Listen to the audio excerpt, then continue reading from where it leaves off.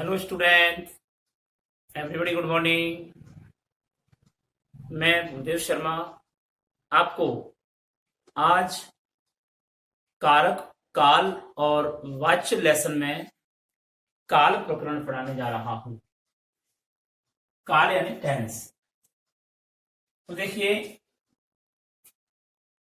ये हमारे 10th class के क्वेश्चन पेपर में 9वें प्रश्न का दूसरा पार्ट यानी वह में प्रश्न आता है कि निम्नलिखित वाक्य में कारक, काल और वाच्य स्पष्ट कीजिए। ये प्रश्न आता है। अब आप देखिए कि कैसे वो प्रश्न का हम उत्तर देने हैं। कारक हमने पढ़े, कारक को हम पहचान करके बताएंगे कि ये शब्द में ये कारक है, ये शब्द में ये कारक है, ये शब्द में ये कारक है। और काल के बारे में हम पढ़ रहे हैं कि काल क्या होता है। तो देखिए,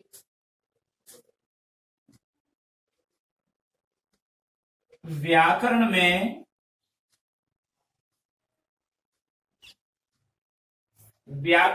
क्रिया के घटित होने के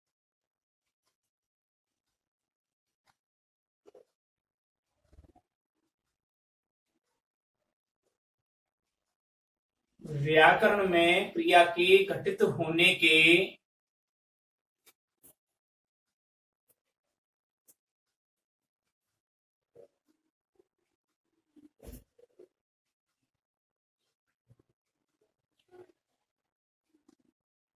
समय का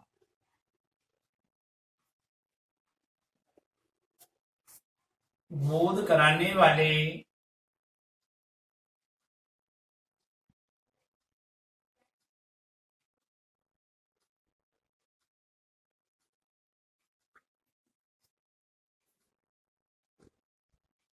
भाव को काल कहते हैं।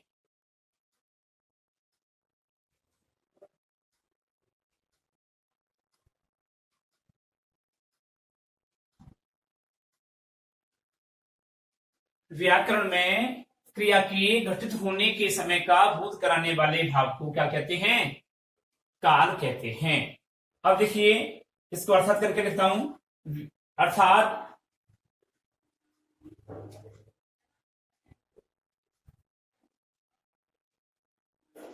अर्थात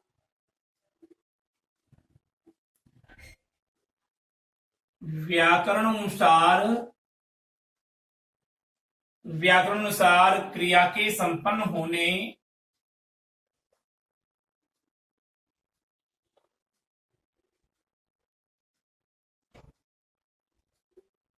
व्याकरण अनुसार क्रिया के संपन्न होने या घटित होने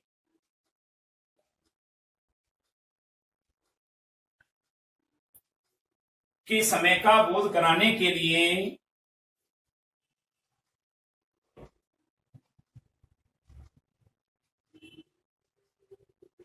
समय का बोध कराने के लिए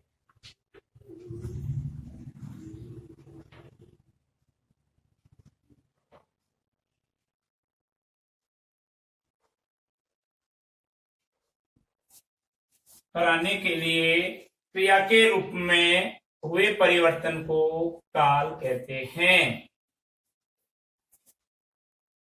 क्रिया के रूप में हुए परिवर्तन को काल कहते हैं।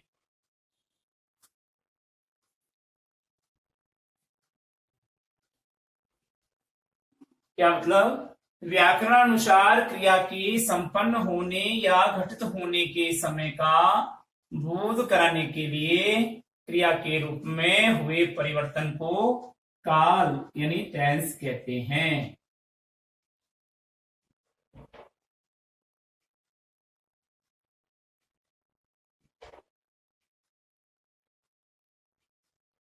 ये इसकी परिभाषा हुई।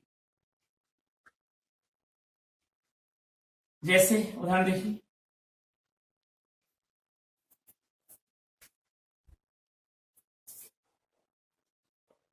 एग्जाम्पल देखिए,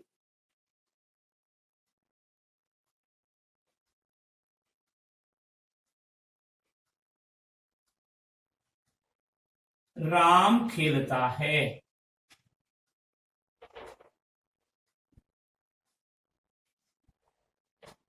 ये वर्तमान काल का सूचक है, यानी वर्तमान समय में जो कार्य हो रहा है उसका सूचक है ये क्रिया खेलता है। तो ये है वर्तमान काल।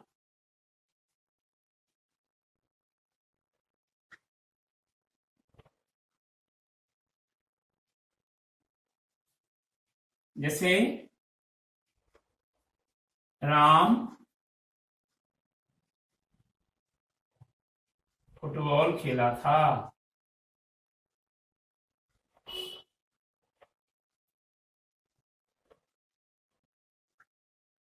ये है भूतकाल।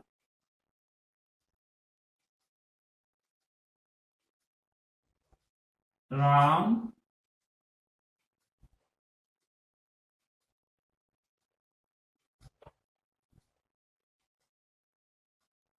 खेलेगा।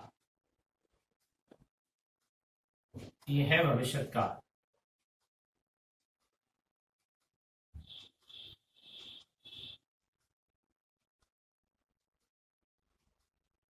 तो ये तीनों शब्दों से हमें काल का पता चला कि पहले बीते हुए समय में जो कार्य हुआ उसे हम भूतकाल कहते हैं, और चल रहे चालू स्थिति के गतिविधि में जो कार्य होता है वह वर्तमान काल कहलाता है। आने वाले समय में कार्य की यानी क्रिया संपन्न जो होती है, कार्य की गति होती है, वह भविष्य काल कहलाता है। तो स्पष्ट हो जाता है कि काल हमारे कितने प्रकार के होते हैं। तो काल का भेद देखिए।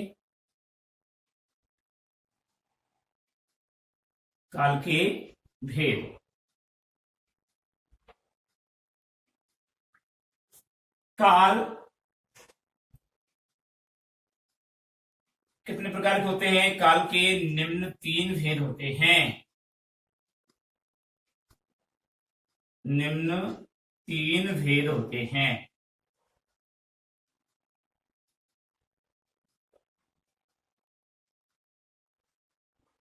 ठीक है। अब इसमें से पहला बिंदु भूतकाल,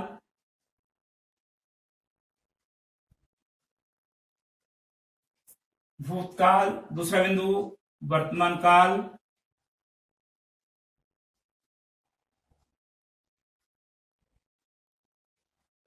और तीसरा भेद है इसका भविष्य काल,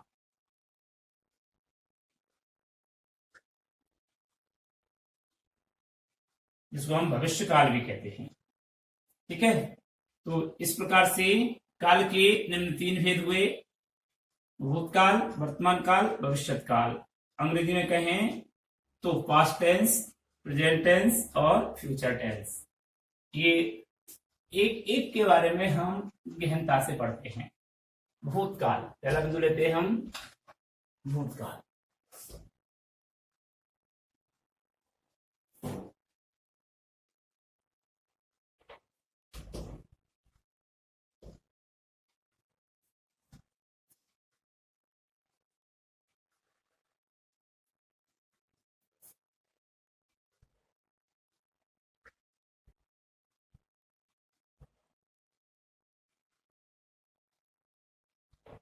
वाक्य में प्रयुक्त क्रिया के जिस रूप से वाक्य में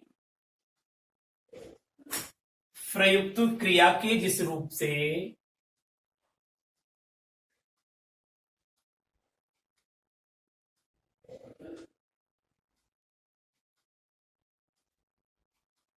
वाक्य में प्रयुक्त क्रिया के जिस रूप से बीते हुए समय में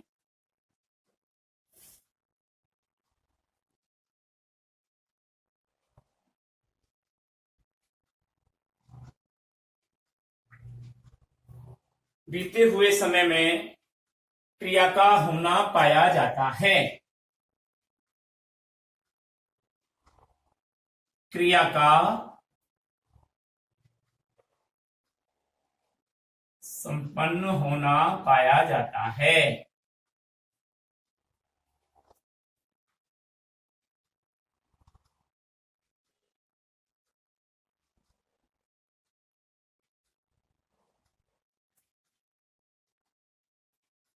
उस समय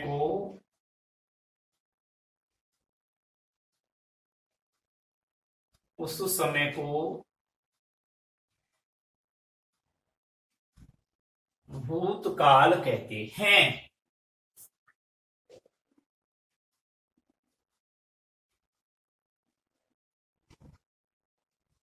वाक्य में प्रयुक्त क्रिया के जिस रूप से बीते हुए समय में क्रिया का संपन्न होना पाया जाता है उस समय को भूतकाल कहते हैं। ठीक है, या हम ये कह सकते हैं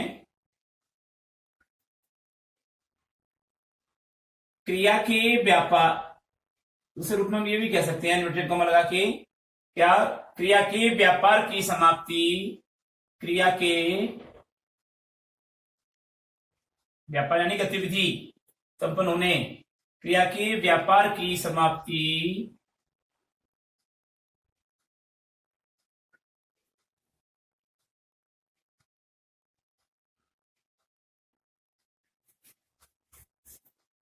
क्रिया के व्यापार की समाप्ति बतलाने वाले रूप को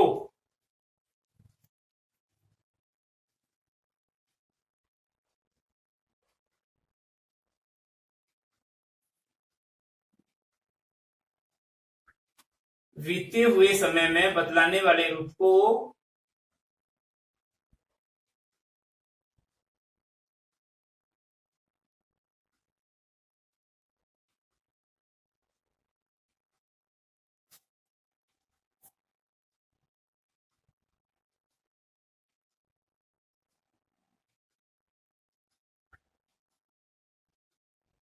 भूतकाल कहते हैं।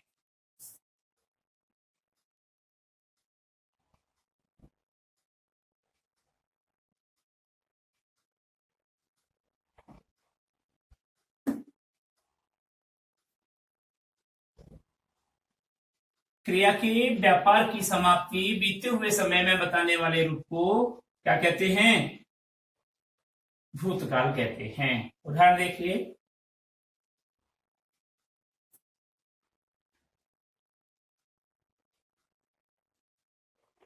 राम ने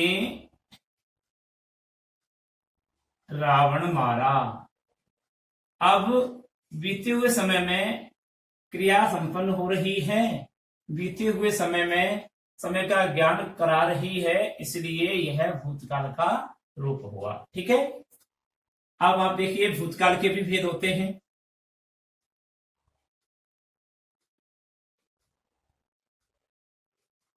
भूतकाल के भेद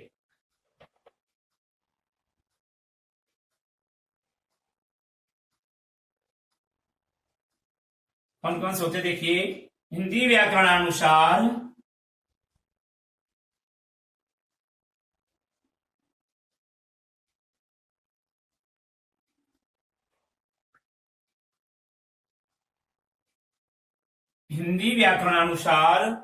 भूतकाल के निम्न 6 उपभेद होते हैं।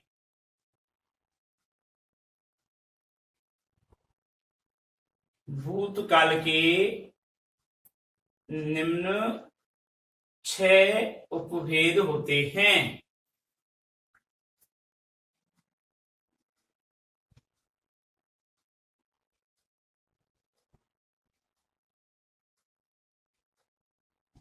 अब 6 कौन कौन से हैं जी देखिए।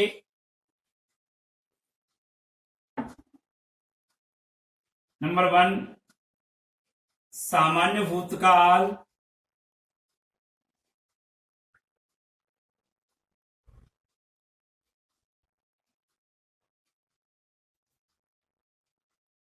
ये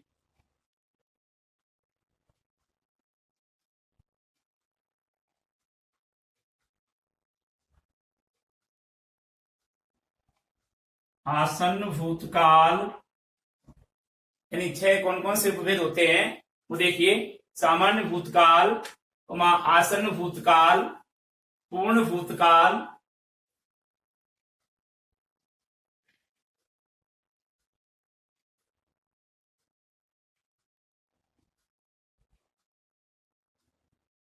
चौथा अपूर्ण भूतकाल,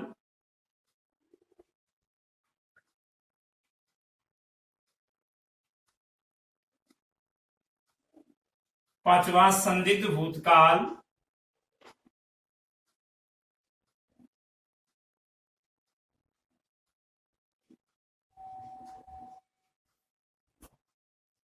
और छठा है हेतु हेतुमद भूतकाल,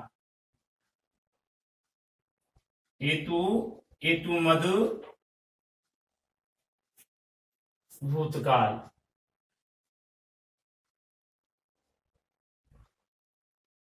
ये 6 प्रकार के उपभेद होते हैं भूतकाल के।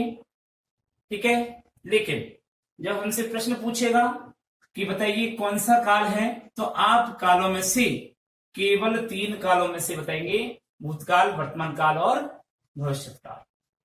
हमको ये देखना है कि भूतकाल के निम्न 6 वेद होते हैं, और वैसे हम डिटेल में पढ़ते हैं इनको, और लेकिन जब पूछना होता है तो हमको केवल ये बताना है कि इसमें भूतकाल है। वो परिभाषा नहीं पूछेगा, सामान्य भूतकाल किसे कहते हैं, आसन भूतकाल किसे कहते हैं, पूर्ण भूतकाल किसे कहते हैं, संदिग्ध भूतकाल किसे कहते हैं, हेतु हेतुमद भूतकाल किसे कहते हैं। इनको पढ़ने की डिटेल में हमको आवश्यकता नहीं है। ठीक है, मैं मिटा रहा हूं ऊपर से, मतलब समझने की है बस स्थिति, वहां बताने की जरूरत नहीं है। अगर मान लो आपने किसी बात में बता, जैसे यही है, राम ने रावण को मारा, अब आप बताइए इसमें कौन सा काल आपने ले दिया, संदिग्ध भूतकाल। संदिग्ध क्यों, वो तो क्लियर कर दिया था, उसने मार दिया, पूर्ण भूतकाल हो गया था, हो गया था, पूर्ण भूतकाल है। तो इसलिए यहाँ पर इस चीज को नहीं लेकर के हमको केवल भूतकाल को ही डायरेक्शन देना है, और नहीं तो नंबर आने की संभावना कम होती है। मान लो आपने संदिग्ध भूतकाल लिख दिया तो भूतकाल, लेकिन संदिग्ध लिख दिया तो नंबर नहीं आएंगे। तो अब एक एक को देख लेते हैं, थोड़ा सा परिभाषा देख लेते हैं। केवल सामान्य भूतकाल,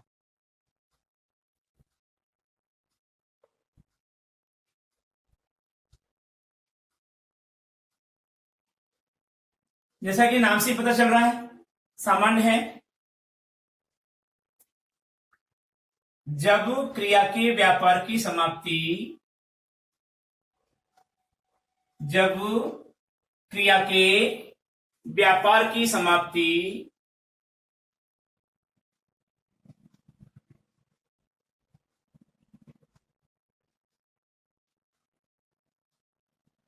सामान्य रूप में बीते हुए समय में संपन्न होती है। सामान्य रूप में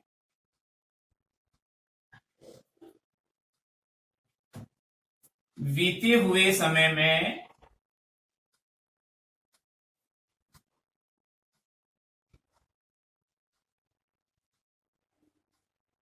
बीते हुए समय में संपन्न होती है।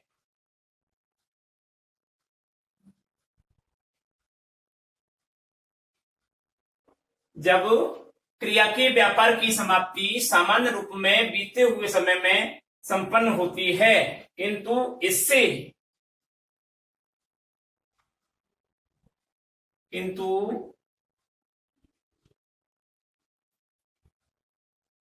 यह बोध नहीं होता कि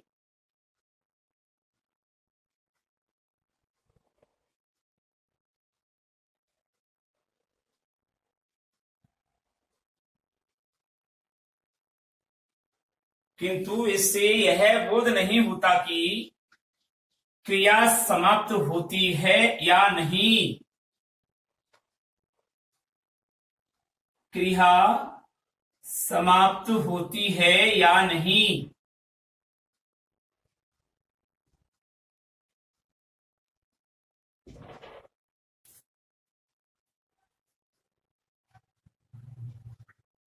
जब क्रिया के व्यापार की समाप्ति सामान्य रूप में बीते हुए समय में संपन्न होती है, किंतु इससे यह बोध नहीं होता कि क्रिया समाप्त होती है या नहीं।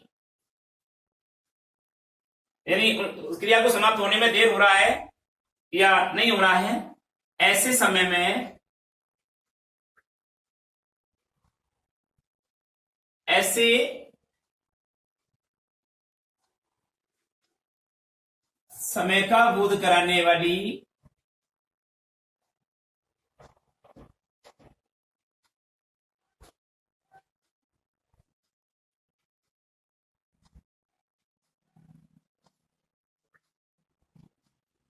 काल सामान्य भूतकाल कहलाता है।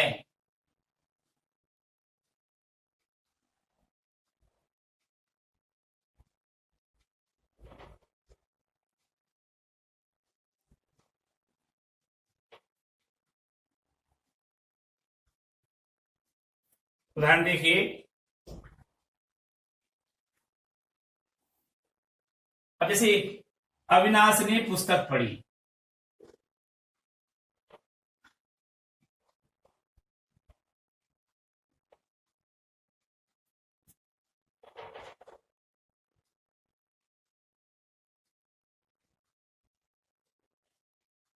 अब यहां पर कब पढ़ी पुस्तक को, टाइम ऑफ पीरियड नहीं है, समय का सूचक नहीं है, यानी कि समय नहीं बताया गया है, ऐसे समय का बोध कराने वाला काल सामान्य भूतकाल कहलाता है।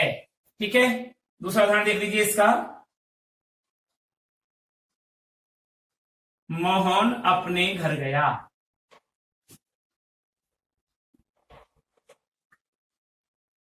कब गया,